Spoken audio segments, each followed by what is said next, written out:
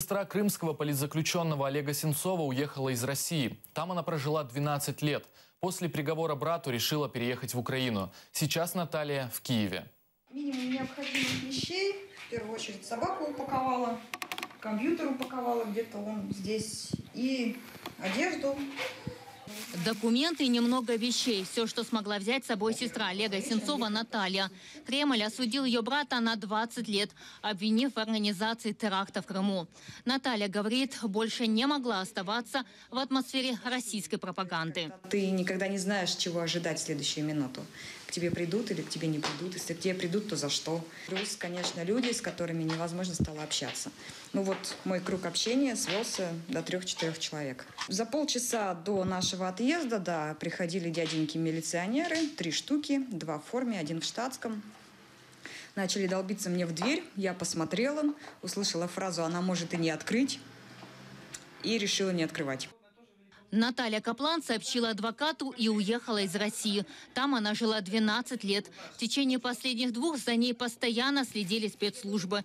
Сестра кремлевского узника говорит, Олег на условия содержания не жалуется. Сокамерники к украинскому политзаключенному относятся неплохо. Олег не жалуется на содержание условия. Более того, в отличие от других политзаключенных, его не прессуют там внутри сокамерники. Ну, Олега не обижает, это точно. Более того, вот я говорила с другими политзаключенными, но все-таки нет вот этой вот розни политической и так далее, потому что у них общий враг, и их это сплочает. Переехать Наталье помогли друзья. Российскую границу она проходила около 10 часов.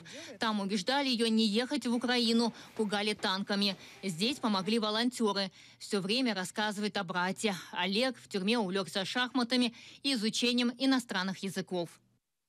Много читает, занимается английским, играет в шахматы. Он написал 4 сценария за эти 2 года. Олег все это хранит в секрете, он не любит говорить о, как он называет, что сценарий – это полуфабрикат. А пока он не готов, пока фильм не вышел, и говорить о нем как-то не очень-то интересно. Я знаю, что один из сценариев – это детский фильм, такое тоже кино не для всех, как он сказал, детский фильм для взрослых. Режиссер чувствует поддержку украинцев. Наталья говорит, письма помогают заключенным держаться, хотя доходят не все. Дома в Крыму у него осталась семья. Дети Олега сейчас живут с бабушкой. И Олег против, чтобы детей возили к нему на свидание. Это возможно, есть такой шанс, но как бы для детей это будет очень тяжело, и для Олега это будет очень тяжело. Олег вообще отказался от свиданий сейчас, потому что, я, говорит, вижу, как другие заключенные после свидания с родными, что они там в такую депрессию уходят, потому что мы-то уезжаем потом, а он возвращается. В ближайшее время Наталья планирует встретиться с представителями Министерства иностранных дел и Минюста. Надеется, что Олега удастся вернуть так же, как и Надежду Савченко. Эльвина Титбулаева, Эльдар Исматов, Заман, АТР.